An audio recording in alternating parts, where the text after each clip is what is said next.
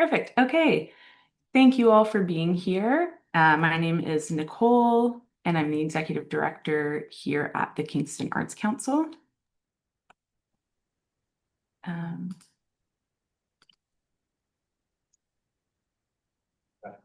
okay, thanks. Sorry, just making sure we're good there. Okay, sorry. I'm Nicole. I'm the Executive Director at the Kingston Arts Council, and we're here to talk to you today about the 2025 Project Grants Program. The CKAF grants are funded by the City of Kingston and administered by the Kingston Arts Council on their behalf. And we are located in the traditional territories of the Haudenosaunee, Anishinaabe, and Huron-Wendat, and home to many members of the Métis Nation. We are grateful to live and work and create here. Slide, please. Just a quick overview of the presentation today. So we'll go through program details. We'll talk about eligibility, the required documents, budgets, assessment criteria, and tips. And then again, there will be a Q&A session at the end. Okay, so I won't spend too much time on the CKAF objectives because these are listed in the project grant guidelines, which, as a reminder, you should read and have to read as an applicant. But we'll just go through them quickly. So the first objective is to engage Kingston artists with professional opportunities and industry standard compensation. I would emphasize the industry standard compensation. We really want to make sure that people are not only getting opportunities, but also being paid well for their work and recognized for their creative efforts. Nurturing creativity and arts engagement for Kingston residents, so not necessarily just artists, but community members in general. Addressing current needs in the Kingston community, so thinking about if your project is responding to an emerging trend or a need that we're seeing in the industry right now, or in the community more broadly, and strengthening and expanding access to the arts.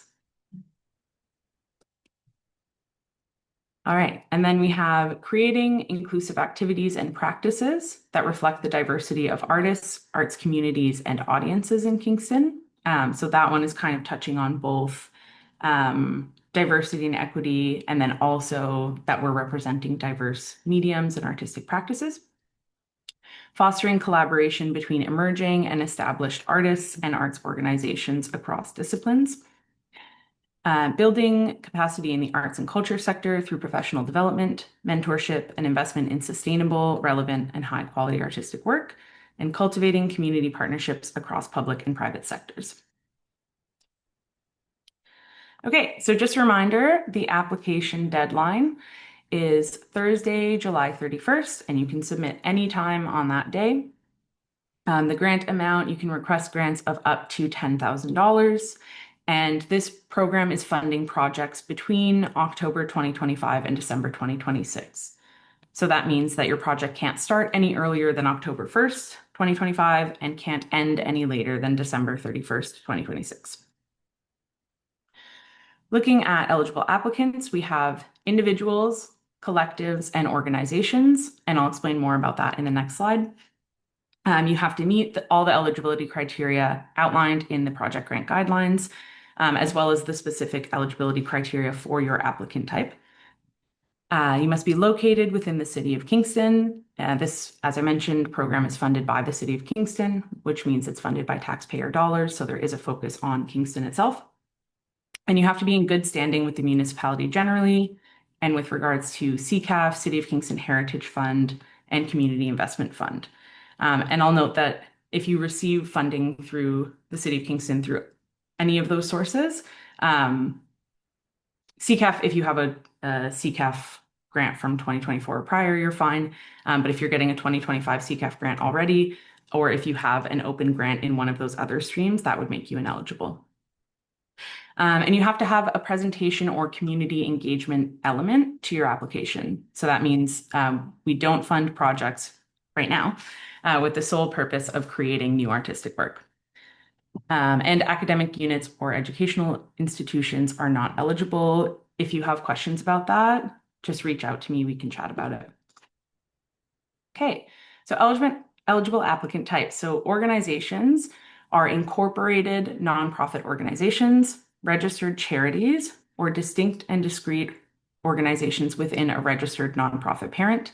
They must be located within the city of Kingston, meaning your business address must be in the city of Kingston. And your application requires 2 signing authorities. There's different application forms for each applicant type on the website, so just make sure that you're selecting the right one. Individuals must meet the definition of a professional artist, which means that you develop your skills through training and or practice. You have a history of public presentation and publication, and you seek payment for your work and actively practice your art. You must reside within the city of Kingston and establish or possess a bank account in your name because we would make the check out to you. Collectives, oh, sorry, and just a note that if you're an individual with an artist business, we can't make the check out to your business because it is a grant. It can't go to a for-profit entity. For collectives, these are artistic collectives, groups of 3 or more artists or community members who come together for the purpose of artistic creation or presentation. These are not legally incorporated. At least one of your members has to be based in Kingston, and all of the activities also have to be in Kingston that we fund. And you have to either establish a bank account in the collective's name, or something we've introduced this year is you can submit a letter indicating which collective member should receive the check and be responsible for distributing that, because we recognize that some people are running into issues establishing collective bank accounts. For that type of application, you need 3 members to sign, and those same 3 members would sign that letter if that's the route you choose to take.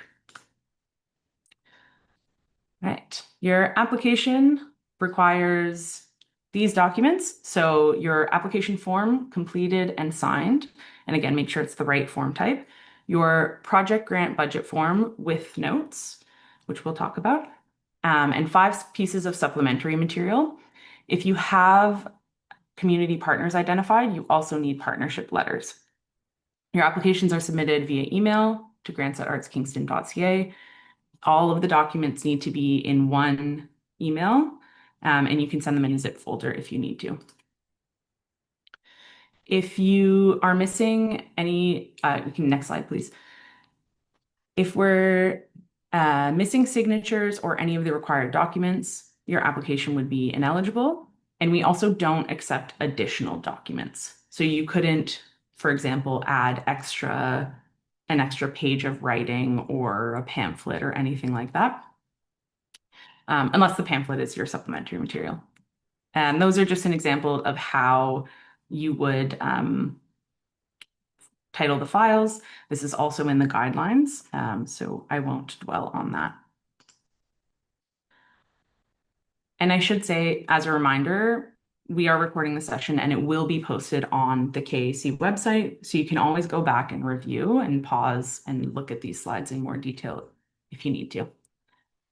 Okay, so community partners. These are organizations, groups, individuals, or collectives who have agreed to collaborate on your project. They can provide in-kind support. So this would be things like office space, venue space, staff supervision, equipment, anything they're offering to provide for free to support the project. And there's no limit to the amount of community partners you can have. So the more the merrier. The requirements for your partners, you have to describe them in question 4, and anyone you describe in question 4 has to submit a partnership letter with the application. So the partnership letters have to outline their role in the project. They need to be dated and signed. And if it's an organization or company, it should be on their letterhead. Obviously, we recognize that individuals may not have letterheads, collectives likely don't. But if you were working with the TET Center, for example, we would expect to see that letter on TET letterhead. For supplementary material, we're looking at 5 pieces. This can be images, video, or audio files. There's some information in the guidelines on the requirements and maximum size and how to submit. So briefly, what you're looking at is audio files and image files. would be attached to your submission. Video files would be sent as a link. So you would have a PDF document that has the artist name, video title, and link, a password if needed, and you would submit that. And if the video is longer than the total allowance, you can include timestamps to tell us which portion of the video the jurors should watch. So you could say, watch from 2 minutes to 4 minutes. If you don't, we will just take the first however long you have. So say the first 2 minutes or the first 3 minutes. Text submissions combined can't exceed 5 pages, and audio and video submissions combined can't exceed 10 minutes. So that's where those timestamps come into play. Moving on to budgets. Some of the requirements, you have to complete the budget form with either Microsoft Excel or Google Sheets, and you have to submit it as an XLSX or an Excel file. You can't submit it as a PDF because if you do, we can't read your budget notes because we won't be able to scroll through it. And we also can't check the calculations, which we need to be able to do. So just make sure you're saving it in that format. And we encourage you to review the eligible expenses outlined in the guidelines. And if you have questions about any of them, just reach out to us via email. But I'll go through some of them quickly now. So eligible expenses include artist fees. This is a required portion of your application. You need to be paying some amount of artist fees to be eligible to apply. Any costs related to artistic production, presentation, and dissemination. So, any costs related to putting on your concert or distributing a publication, all valid. Project administration costs, so that can include some staffing costs. Venues or studio rentals, self-explanatory.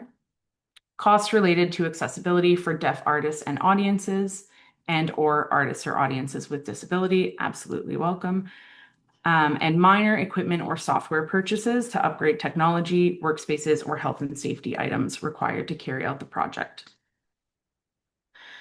What you'll see in ineligible expenses is major capital purchases. So the purchase of land, equipment, fixtures, or physical facilities.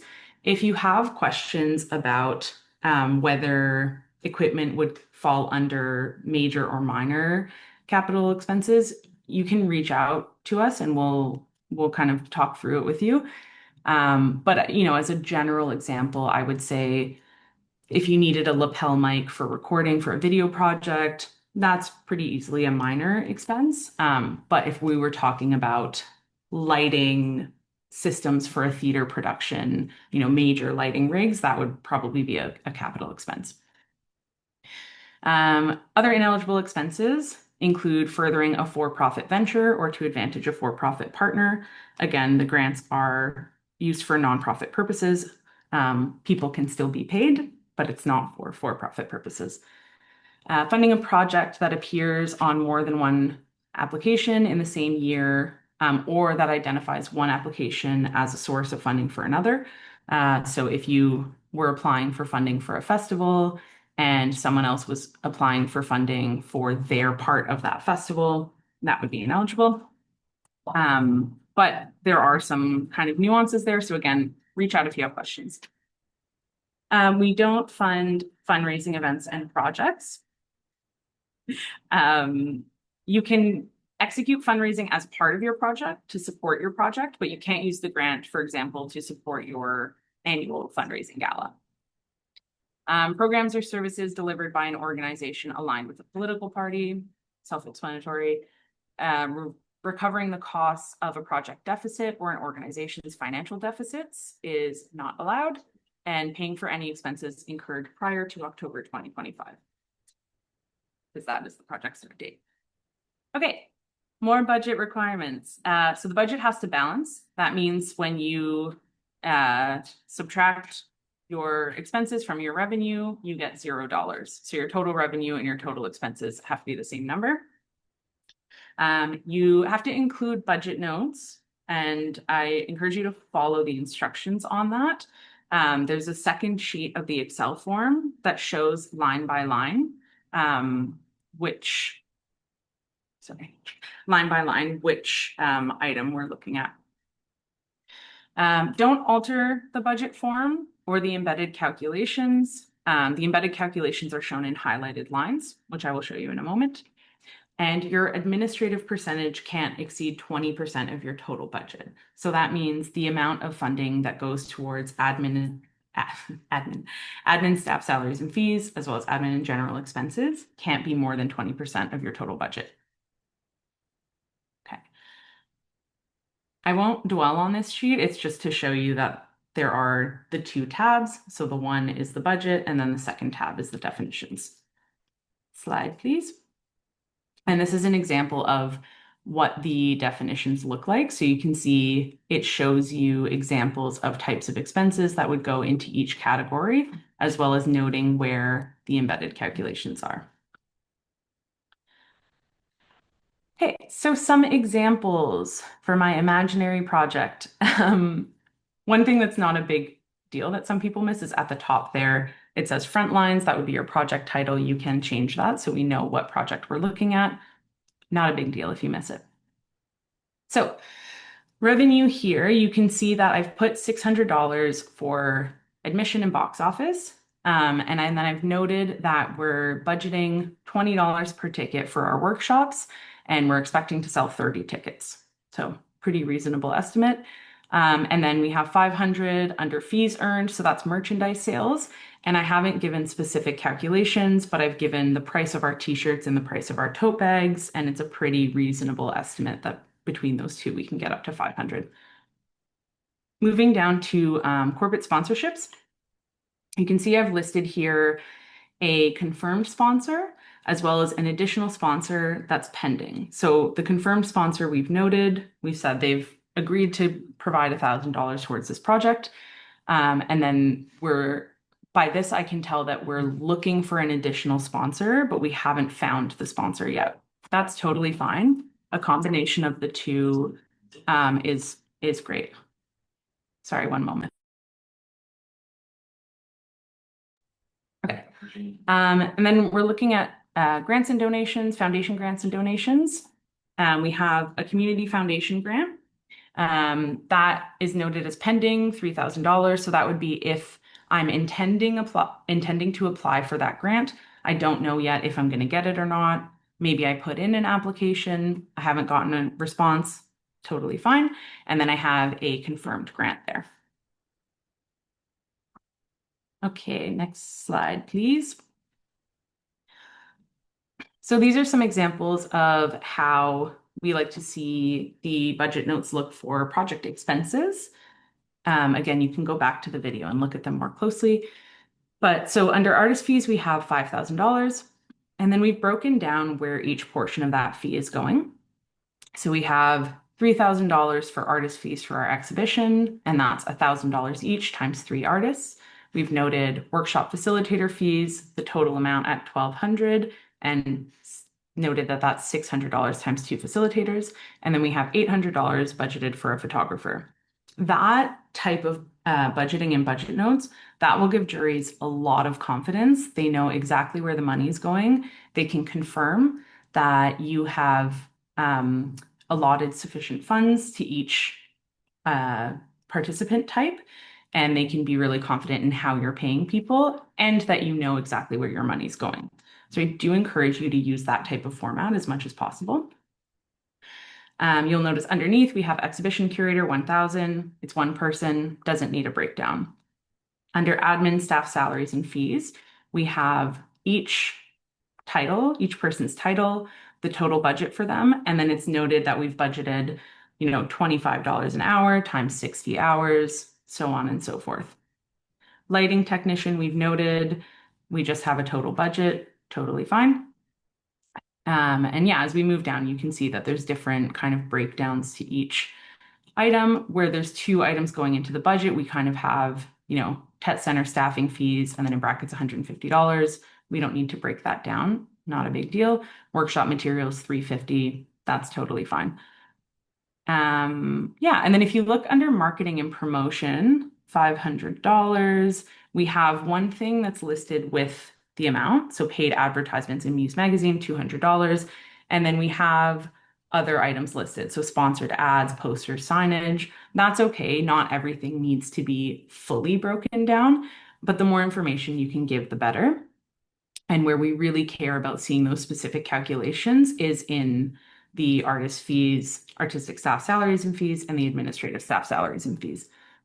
And again, you can see here the highlighted lines are the ones that we don't edit. These are automatic calculations. And you can see there the administrative cost percentage is 19%, so that's fine. We don't want to go above 20%. At the bottom, we have in-kind support. So this is how you would list your in-kind support. So say for this project, this imaginary project that's an exhibition and workshops, the Isabel Bader is sponsoring, they're giving us the venue rental for free. That venue rental is valued at $500, so that's what we put under in-kind. Same thing with if the Elm Cafe was providing catering for free, what that would normally cost us is $350. That's what we put in-kind, and so on and so forth. Okay, so some tips. Diversify revenue, sponsorship, sales, and different grants can help support a strong budget and demonstrate scalability. Often when you apply for grants, you may get your full budget if you do really well. You may also get a smaller percentage of the grant than what you asked for. So the juries want to see that your budget can be scaled down. And the more you have different sources of revenue, the more we are confident that, if you asked for $10,000, if we're only able to give you $6,000, but we see that you have other revenue sources, we're confident that you're able to proceed even with a smaller budget. Seek in-kind support and include this in your budget, as I just outlined in the previous slide. Refer to unions or industry standard resources like CARFAC when setting rates of pay. There is a question on the application about how you set rates of pay. So if you can pull in these resources, if you can say, we're looking at CARFAC rates and that's how we're setting our exhibition fees, or maybe you're a member of the Kingston Musicians Union and you're using union fees. As much as you can pull in those standards or those designated rates as possible, that will make the application really strong, and the jury will feel really confident that artists are being properly compensated. If you have questions about where to find some of those rates, we are more than happy to direct you to resources, whatever resources we have. Always feel free to ask questions. And finally, budget accurately and reasonably. So you want to get quotes. You want to look at pricing for specific expenses when developing your budget. As a reminder, jurors are also artists, so they also will have a sense of how much things cost. They will see if a budget feels really inflated. They will also know if it feels like, oh, I don't know that that's enough money allocated for this type of expense. So try to do some research there. Okay, assessment criteria. So this is one of the things that changed this year, along with the application requirements, which are much more condensed. There's fewer questions, so it's a more streamlined process.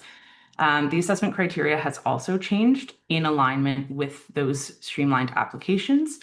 We still have the 3 headings of artistic contribution, community benefit, and administration and viability. There's 3 criteria in each category, and the jury is given the same criteria. They will score each point on a scale of 1 to 5, and then add that up, and that's how we do our initial assessment. So we're looking at a score of 1 would be poor, a score of 2 would be fair, 3 would be average, 4 is good or very good, and 5 would be excellent. Slide, please. So this is the assessment criteria. It's listed in the project grant guidelines, which again, you should definitely read, but I'll go through it a little bit here.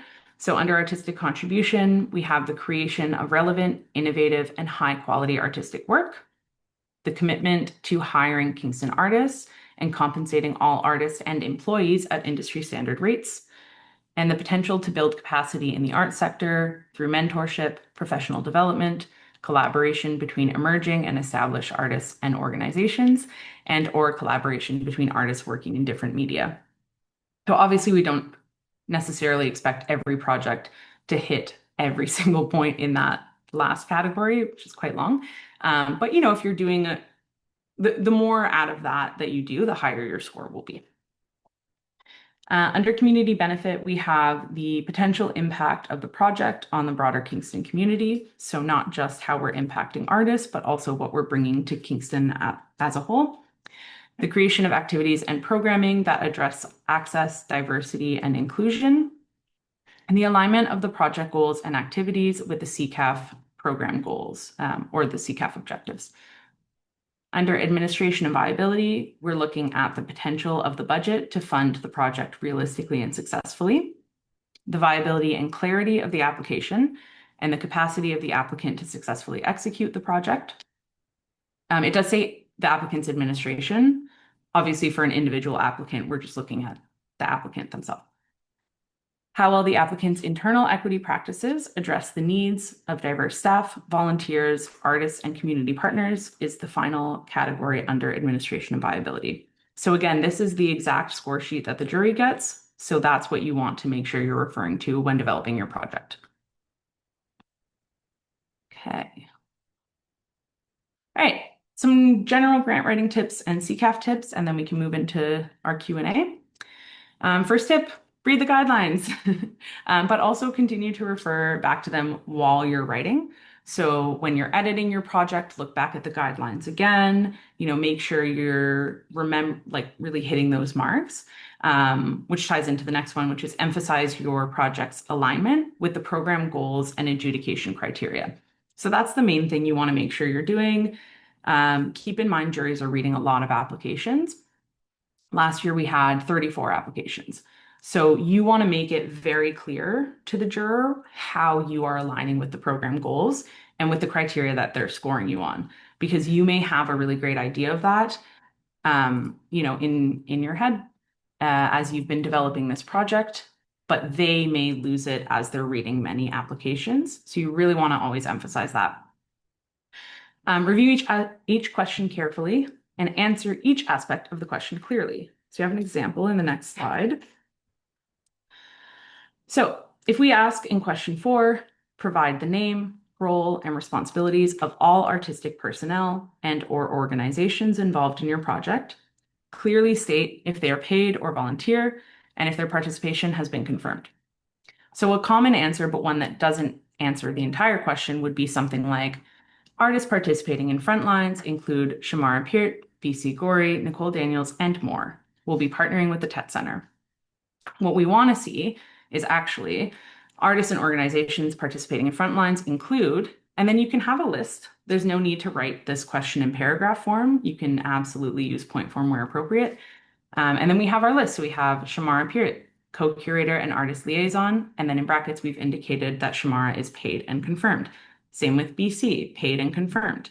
And then underneath you have Nicole Daniels, emerging artist mentor, paid to be confirmed. So that would mean that the applicant is in talks with me, but I haven't necessarily confirmed or signed a contract. I'm interested, but I'm not 100% sure. And then underneath that, we have some people identified who aren't named. So we have 10 participating artists to be selected.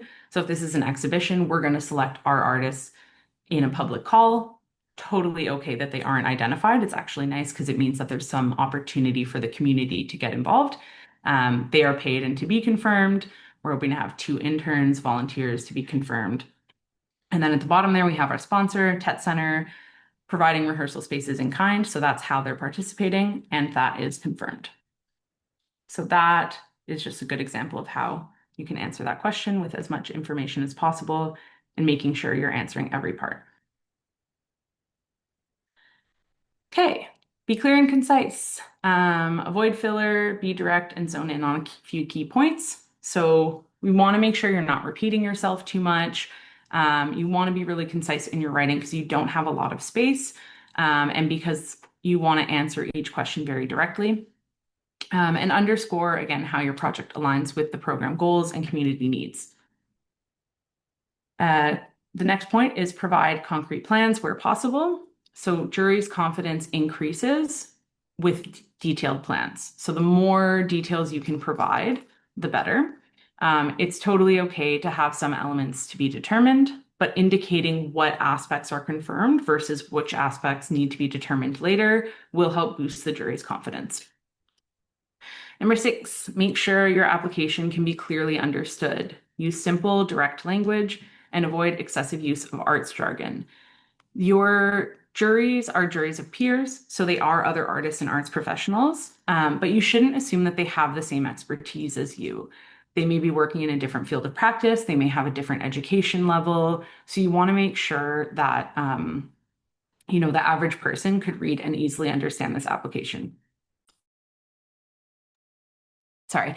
So it's a good idea to have someone read the application or have someone read certain parts of the application who maybe doesn't work in your field and make sure that they can understand what's going on there. And make sure it's, easy to read and easy to understand. Get feedback on your application before and after applying. So don't be afraid to seek input at any stage in your application process.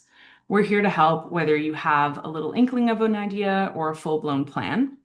We can direct you to resources. We can indicate what aspects of your application may be flagged by a jury or what elements of it a jury would really like. We can't help you edit or write, but we can certainly talk to you about your ideas and help you figure some things out. And request, so a general tip, also always request feedback after you apply. Learning about the strengths and weaknesses of your application is critical to improving your grant writing skills. Grant writing is an art and it takes practice, so it's okay if it doesn't work the first time around. Number 8, again, not necessarily relevant to CKAF this time around, but in general, this is my number 1 grant writing tip. This is the best way to improve your grant writing skills because you really get to understand how that process works, what the jury experience is like, and what you want to emphasize. If it's not an option, you can also participate in a similar process, like if you're on a selection committee for an exhibition or a residency or something like that. And I've already said this, but I'll emphasize it again. Submit strong supplementary materials. You want to make sure that they're high quality, that they're relevant to your application. So, if you're a painter and a sculptor and you're doing a project that centers on sculpture, we don't need to see your painting. You only have 5 materials that you can submit. So submit things that are really relevant to the project that you're putting forward. And make sure they're impactful. Your supplementary materials really stick with a jury. And it's really one of the ways that while they're reading so many things, you can really captivate them with your supplementary material. So make sure that you're putting a lot of emphasis on that. All right. And I think that's it. That's us. That's our team. And we can move into the Q&A period.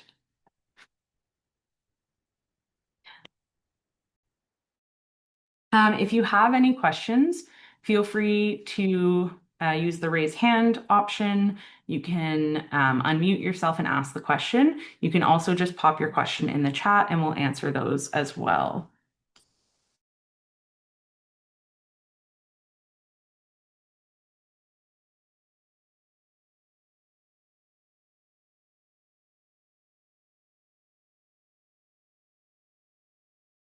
Yeah, I have a question. Am I coming through? Yeah, go ahead. Okay. Last year we ran the initial Kingston Art Tour, and the musicians that came in, performers, etc., were all paid with gift certificates in artwork. This year we would like to actually pay them a salary. So the musicians that are local or Kingston musicians, that would not be a problem, or the performers, the poets, etc. But some people are coming in from like specialty people such as the Vikings, the Prime Minister, town crier. They all live in Quebec, and they're coming in as a volunteer right now. But they're fairly high-end people, and last year I did pay them in artwork. Can the cash be used to pay people that are not local? Yeah, absolutely. Having people participating in your project from outside of Kingston is totally valid and, is also healthy for our artistic ecosystem. You just have to make sure that some component of your grant is going towards paying Kingston artists and engaging Kingston artists with professional opportunities. But yes, you absolutely can and should pay So other the people who are coming in. Kingston musicians, poets, etc. But then there's also some things that are not available in this area, such as Vikings. We just don't have any Vikings. The longshoresmen, the medieval people, they're all out of town. But the focus is look in town first and work out of town when needed. The tour was all local Kingston area last year. We've been asked by a group in Sydenham to join. So they're being looked at as an addendum to the tour. So the Kingston tour, all the monies that stay within the Kingston region, but they've been invited as a guest to join. And so they'll be paying all their own expenses. Is that a concern to bring somebody out of town? Yeah, so it's a good question, important thing for us to cover. So it's okay if parts of your project are happening outside of Kingston, but those components of your project can't be funded by CKAF. So if you have other sources of funding and a part of your project is happening outside of town, that's okay. Just make sure that the money that you're requesting from CKAF is going towards the Kingston presentations, and that that's very clear for the jury. Okay. What I might do with out of town people is keep the money from the city of Kingston in the city form, so it'll make things simpler. And what I did last year was give the out of town people artwork. So they would come in, choose a painting that they wanted, and they were quite happy with that. That I might just continue that this year, and that just simplifies where the money is going. So it is kept in town. Sure, yeah, yeah. I mean, if you have other sources of funding, then I would encourage you to seek that to be able to pay those other artists. But yes, anything that you're putting money into from the CCAF funds has to be within Kingston. Okay. And what I'm doing now is I'm requesting that musicians, a list of musicians that are available or may be available. They're not being told they're being paid right now. So last year they volunteered their time, but they were given in-kind gifts. I'll do it that way again this year because I hate to promise something and have to back out. I'd rather just. So what I would do is you put the TBC for a list of musicians or performers that would be coming in. Mhm. Yeah, absolutely. Yeah. Yeah. And again, we encourage you to pay artists as much as possible, as often as possible. So if you have some artists that their participation is pending funding, that absolutely makes sense. And you can note that on your application. Now we're also joining with other groups. So one of them is Pedal Cafe, and they want to create an inclusionary show. So any artists we have that are in drag or LGBTQ or anything that fits that category will be sent to the same area. So it's a safe place for them. They charge $30 per person to be there as a rental fee. Could we pay their fees for these performers that are going there, pay the $30 for each one that shows up to the Pedal Cafe, try and even out the playing field? Other studios are not charging. It's the only one that is charging. It's minimal fee, but it's cover expenses. But so can the funding go to Pedal Cafe? Well, it would be a rental fee, wouldn't it? It would cover it as a rental fee. Yeah, if you're doing a rental fee, that's valid. So Sorry, I'm not yeah, sure I'm following, but maybe Joanne, maybe if you and I can cover these later. continue to chat specifics. I just want to make sure we have a chance for everyone to ask questions. I'll deal with But you yes, after. rental fees are totally valid. Okay, Thank perfect. you. Thank you. I noticed in the chat we have from James.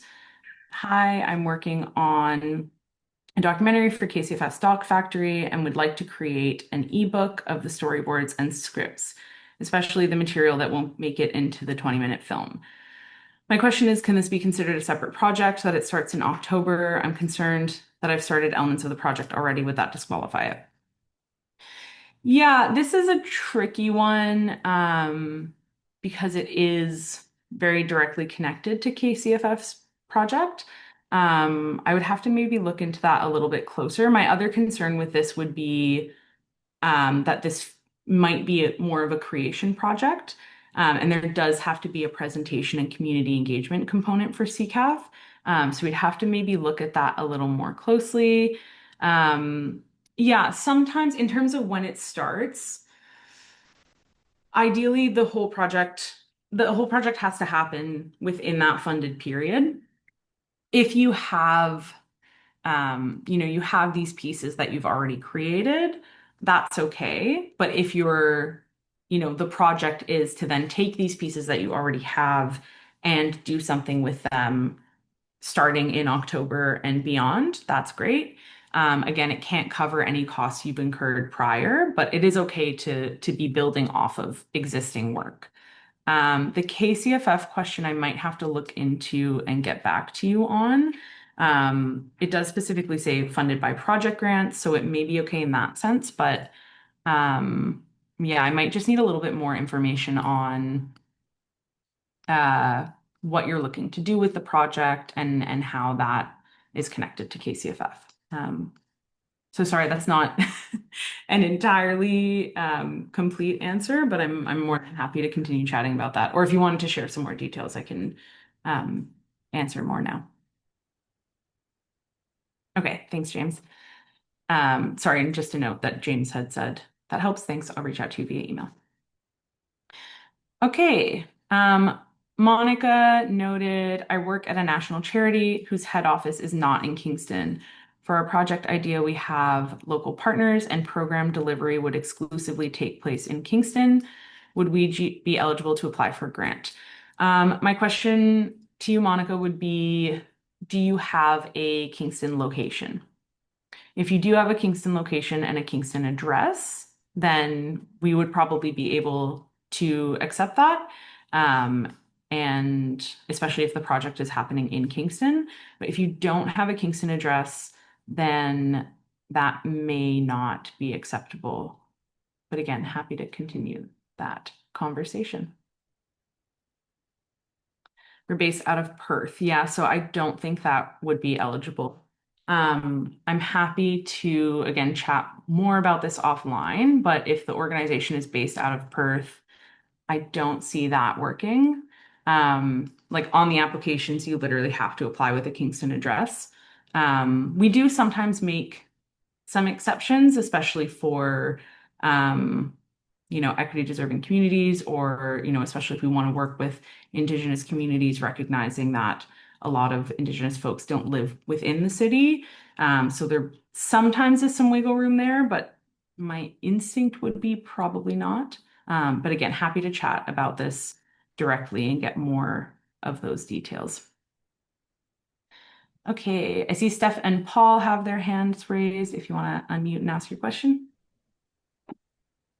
Yeah, I had a question. The requirement that the grant is not supposed to be used to further a for-profit venture. Um, I'm wondering how you're defining that because artists are generally running self-employed businesses that are technically for profit, even if there's very little profit there. So like, how does that work? Yeah, fair Kind of. question. So I will like first qualify that it's not a for-profit venture, but we want people to be paid. So you can still be paying artists. You can still be paying artist businesses.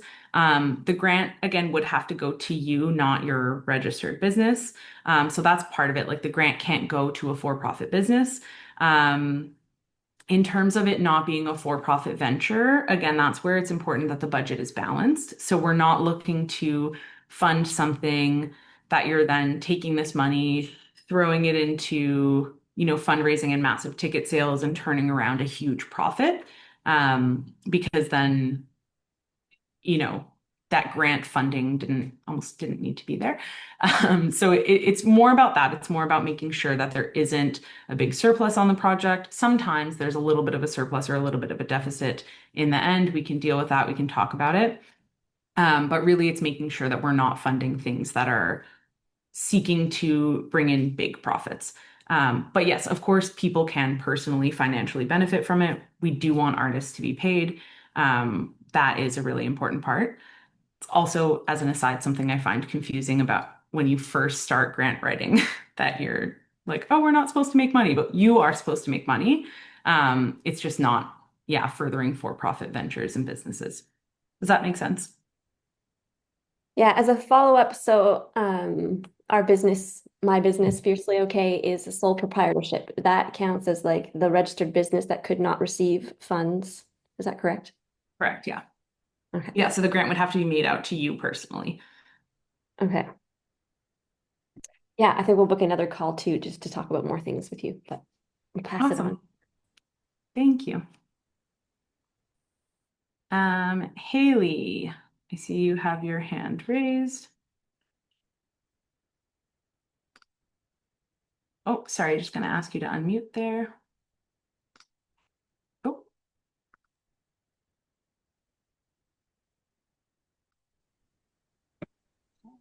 Hi there. Oh, just a second. My name's Haley, and I'm with Deaf Spirit Theater. I have two questions.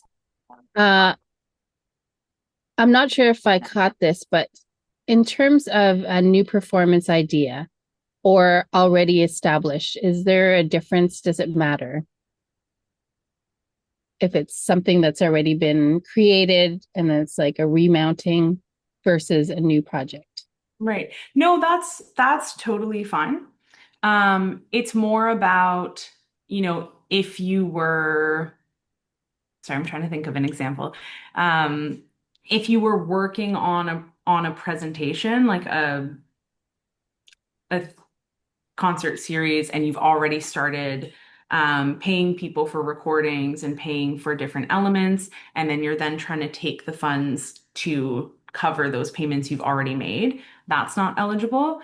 But absolutely, remounting existing work is totally fine. And again, like doing a project uh, that has some existing work or some elements of it that you already have in hand is totally okay. It's more about, yeah, that the project is happening in that project period. So if you have an existing like theater performance, your CKAF funded project would be presenting that performance. So that's totally okay. Okay, great. Because we have a show that's already been created, and we were presenting at Kingston Fringe, but we're also going out of Ontario. Out of Ontario. Is that okay to apply for funding for our group to perform in another province? So, for example, Alberta has an annual Deaf Theater Festival. So can we apply for funding to go to the Deaf Theater Festival to present that same work? Unfortunately, no, not through CKAF. So CKAF would be for if you were doing the presentation of it here, you can apply for that component. If your overall project includes, we are also going to Alberta or we're also going elsewhere, that's okay as long as the funding for those presentations is coming from elsewhere. We have had that before where actually specifically with Fringe, where someone's overall project was a Kingston Fringe, an Edmonton Fringe, another Fringe. But the funding for those other components was coming from other sources. The Kingston component is what you would fund with CKAF. But there are travel grants and other grants I'd be happy to chat about. And as a reminder to everyone, we have not through CKAF generally, we have a grants board on our website that you can search through, and it's a filterable database that you can use to find other sources of funding for things that we don't cover, like travel. Oh, perfect. Okay, great. I have one more question. So myself and another deaf performer, English is not our first language. So I know that Canada Council, they do have grants for folks that to help to assist with writing the grants and stuff. So, and for those applicants whose ASL is their first language or other signed languages, do you have that type of thing, assistance support for writing grants for Kingston Arts? Because I do know that Canada Council does have that program for application assistance for ASL or LSQ folks. So At the moment, we don't have that built in. However, that is something that's been identified through the CKAF review that we just completed as something we want to implement in the new framework that we'll be launching next year. That being said, I would be happy to chat more about what that might look like and find out if we can find budget for that this year. Because of course we would love to be able to provide that kind of support. So That would not be a clear great. answer, but we can look into it. Sure, that would be fantastic. Thank you. Awesome. Thank you. Wow. Mm. I will, Wow. That was awesome.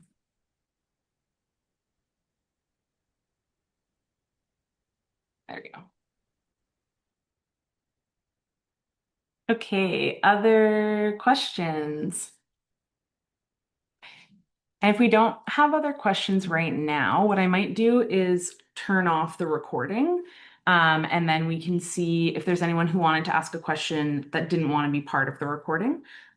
So actually, maybe we'll go ahead and do that right now. Thank you for everyone who was willing to ask your questions on the recording. It's very helpful for other folks to have that information.